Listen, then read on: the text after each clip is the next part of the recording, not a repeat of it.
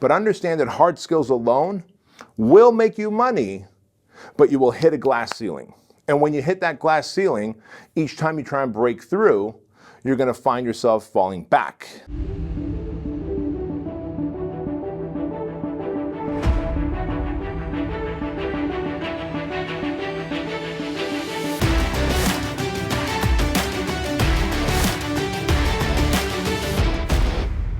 Could you imagine if there were skills to grow your business that you didn't even know you needed? Hey, what's happening? I'm Bedros Keuilian, and I want to help you scale your business, make more money, actually have financial freedom. Now, you might think the skills I'm talking about have to do with marketing, lead generation, sales strategies, follow-up scripts, systems, processes, maybe running ads, creating funnels, copywriting. None of that. And you're like, well, wait a minute, dude. That's the stuff that we need to grow our business. You're right, you do. But what if I said I know people who are amazingly good at all that stuff? Again, lead generation, marketing, sales, ads, funnels. However, they still don't have two pennies to rub together. Their business is constantly just barely making money or breaking even. And you might think that they're missing something, right? Guess what? They are. But what they're missing are not the hard skills.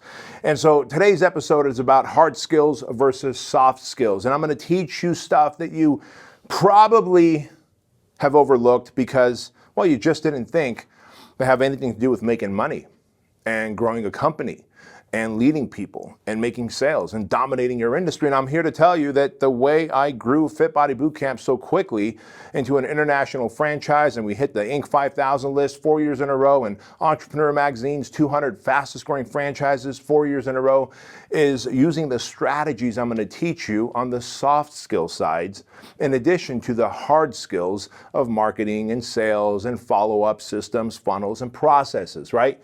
So listen, there's enough Empire episodes on all of those other hard skills. But understand that hard skills alone will make you money, but you will hit a glass ceiling. And when you hit that glass ceiling, each time you try and break through, you're going to find yourself falling back.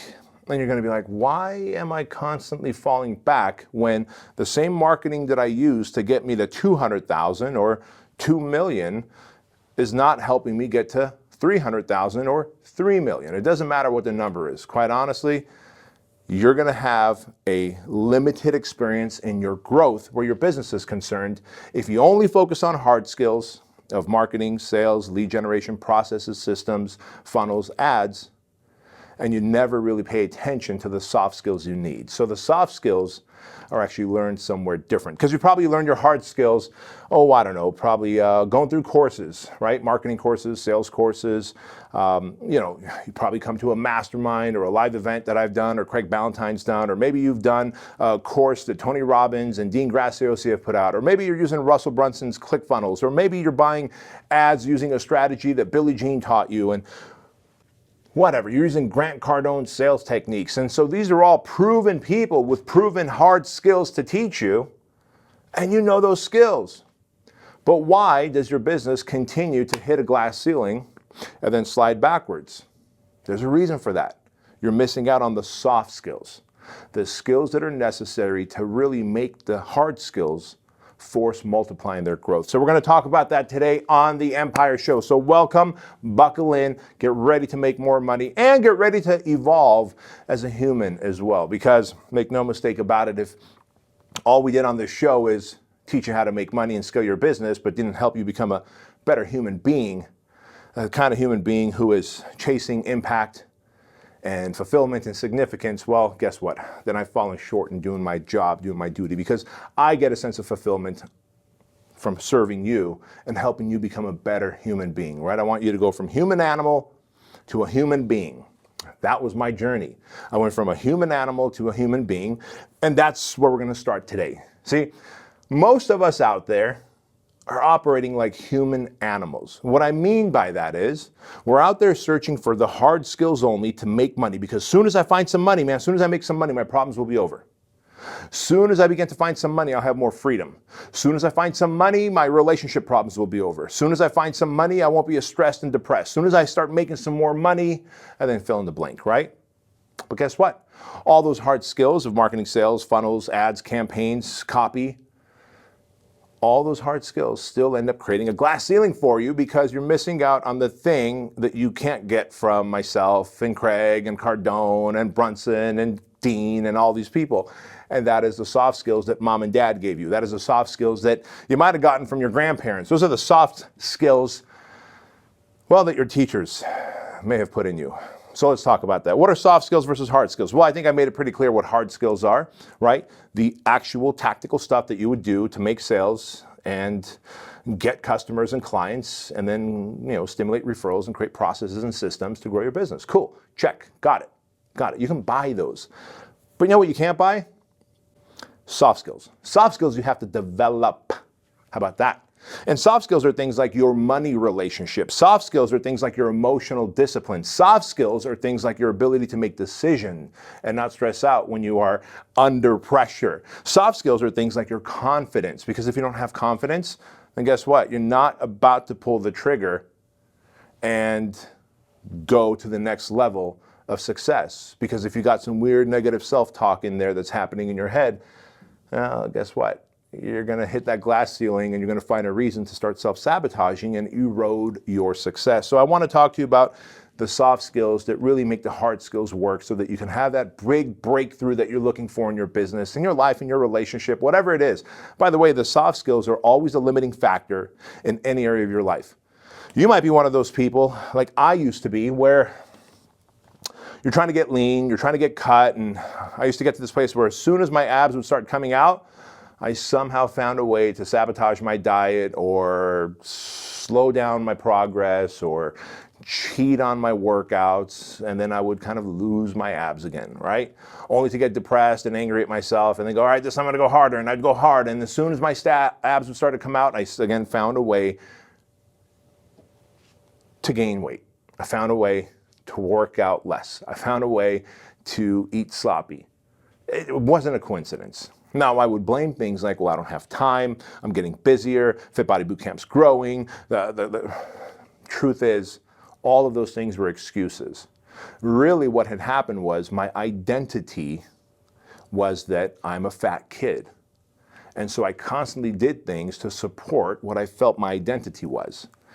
And that's what I want to talk to you about. When I say mom and dad have given you these soft skills, well, what I mean by that is mom and dad have put in programming, right? Thoughts, patterns in our heads that lead us to this identity. And what most people don't realize is your identity is flushed out by around the age of 6 or 7 years old.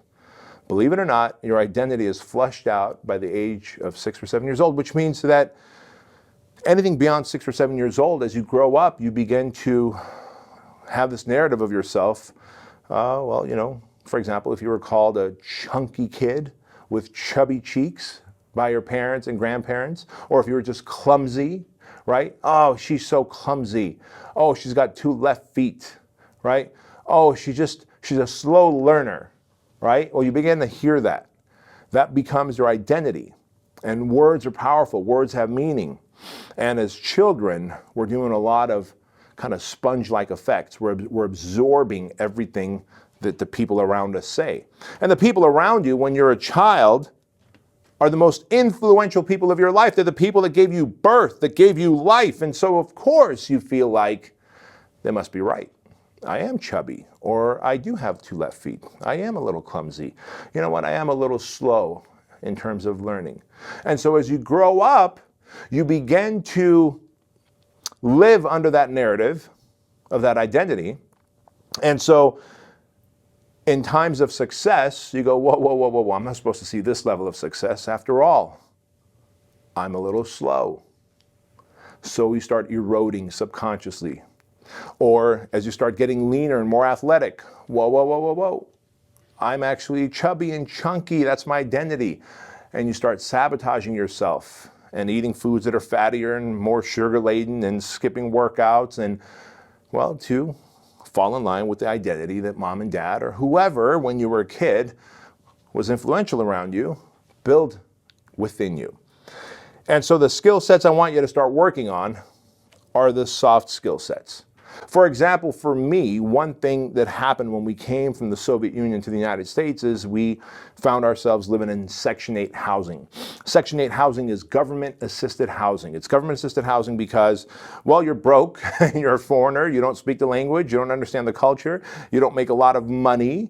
And so the government assists you by putting you into housing complexes, apartments that are usually run down and filthy and have high crime, but very cheap and affordable rent because the government subsidizes the landlord with money, all right? And so when you're living in Section 8 housing, you find yourself kind of around broke people who always talk about there's a lack of money. And then when that same conversation is happening in your household, when I would hear my own dad talk about how we would run out of money every month before we ran out of month, then the pattern was instilled in me that money is hard to come by, money's not for us, money's not meant for me, money's meant for other people, right? And so if that is the identity in which I grew up with, that money's bad and that I have a bad relationship with money and money's not meant for me, what do you think would happen when I would start making some money as I got into my 20s and mid-20s and even late 20s and early 30s? I would find a way to back myself against a wall, and I would find a way to self-sabotage and lose that money. You've probably heard the term, you will always find what you're looking for. That is a very true statement. And if your identity is that I'm broke, or that I'm always fat and chunky, or that I'm just a slow learner, you will always find that out there, right? Like, I can easily find people to make me feel inferior because growing up, another part of my identity was that being a foreigner and looking different, a lot of people told us that, hey, you should go back to your own country. Your parents are taking all of our American jobs, and so you and your parents go back to your own country. And so I saw the world as a negative place, and my association with white America, and I'm not even black, my association with white America was, oh my God, they want us out of here because they say I'm taking their job. My parents are taking their jobs. I didn't see any of them wanting to go deliver newspapers at 2 a.m. like my dad did. I certainly didn't see any of them wanting to go pump gas at the gas station after my dad was done doing his newspaper route. And certainly didn't see any of them wanting to go bus tables at a pizzeria, because those are the jobs that my dad had, all 3 of them, when we lived in Section 8 housing. But that was my relationship with people around me. And so till this day, like, I'm gonna be honest with you guys, I'll pull out my black card when we're out to dinner, and if I feel like someone looked at me or my black card in a weird way, I start feeling a certain way about it. And I have to go through this self-talk like, hey man, relax, they're not judging you, they're not judging the fact that you had a black card. Because in my head, the whole time they were like, hey, these people aren't gonna be big tippers.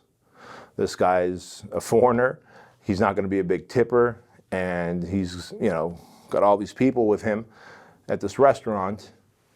And so I always feel like I'm being judged when they might be looking at me because I'm just a handsome. But the funny thing is, I will interpret that as they're judging me and probably think I'm not a good tipper until I pull out my black card, and then they look at me, they look at my black card, and they're like, oh, okay, well maybe this guy's got money after all. And in my head, I create this whole narrative when I know for a fact nothing's really happening. And that's a great example of what might be happening to you if you have these soft operating systems in your head that aren't necessarily doing you any good. Now, I've become self-aware enough where I don't become confrontational and combative with people. I realize that what I'm feeling is exactly that. It's just a feeling based on past experiences that I'm projecting.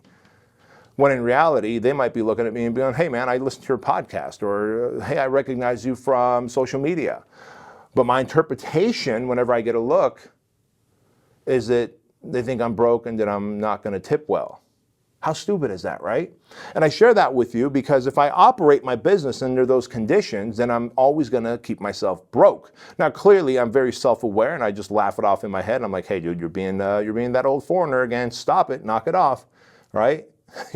You're fine. Everything's good. And that's that. And so I'm here to tell you and challenge you the 3 areas that I see so many people eroding their financial success and limiting their financial growth is in the area of your relationship with your money. Like, understand that money is a vehicle to freedom, money is a vehicle to impact, and money does not discriminate. You can be black, you can be white, you can be Chinese, you can be Armenian. It doesn't matter who you are, what color you are, as long as you add value and solve problems in exchange for money, well, you will make money. And if you can solve more complex and complicated problems, you will make more money. And the more money you make does not make you greedy. Does not make you a bad person. Money's not evil, right? Money's not evil because I do a lot of good with money. I help Shriners Children's Hospital. We donate $250,000 every year to Toys for Tots. We've got 97 kids adopted through Compassion International. That is all money that creates that meaning, right? But if you look at money like I used to, that money's hard to come by, money's for the rich, money's not for me, then my life would operate in a fashion where I would constantly sabotage my ability to make money. So understand money is a vehicle to freedom, money is a vehicle to impact, money is a vehicle to meaning, and money does not discriminate. Money will come to those who work and solve problems, and money will be repelled by the lazy and those that are allergic to hard work. So that's thing number 1, a soft skill that you might want to consider redeveloping or relearning, reconditioning yourself. Soft skill number 2 is emotional discipline, right? In other words, instead of being emotionally reactive towards things, being responsive. When something happens, a situation goes wrong, emotionally respond to the situation instead of react. When we react, we start looking like a fool, don't we? How many times has something happened where then you end up sending an all caps, multiple exclamation point text message to someone, telling them off, hit send, and then you regret it, and then you end up regretting it more when you cool off, and when they took a screenshot and posted on social media and go, hey, look how stupid this person is, and they're going off at me, right? That's an emotional reaction. If you can just get a hold of your emotions, control your right? Because there is no room for emotional distress in a business. Look, we're a fitness franchise. Fit Body Bootcamp is a fitness franchise, hundreds of locations worldwide. March 16th, 2020, I calmly got on a live video with all of our franchisees across the world, and I said, hey guys, we've got a social obligation to close our Fit Body Bootcamp doors for the next 2 to 4 weeks to flatten the curve. Now, back then, that's all we knew about COVID, that it was this deadly virus that was killing people left and right, and that we had a social obligation because we had an environment in our gym where people would gather close together and they would touch the same equipment in a 30-minute session, right? Now, later on, obviously, as we saw the 2 weeks become 10, 12 months and beyond, we learned that the COVID is a different thing. And this is not a conversation about COVID, but it is to tell you that I was able to maintain emotional discipline. And by maintaining emotional discipline, I was able to lead my fitness franchise into a place where we were able to survive. And then we were able to thrive with our doors shut.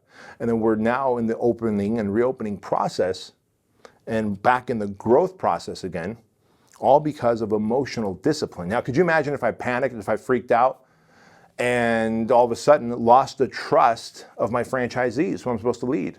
They'd be like, man, I don't know if this guy's all together. And since he's not all together, I'm just going to shut down my doors and I'm out of here.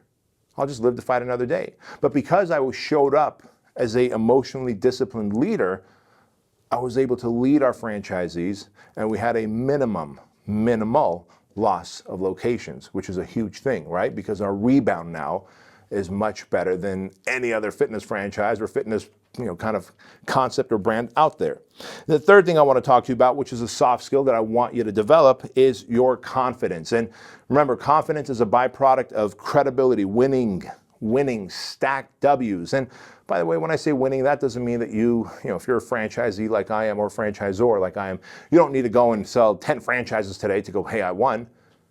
If you said you're going to wake up at 5 a.m. because you set your alarm for 5 a.m., just get up at 5 a.m. Don't hit that snooze button. That's a win. That's a win. So I want you guys to really, if you want to work on your confidence, I did a whole episode on the credibility, confidence, competence loop.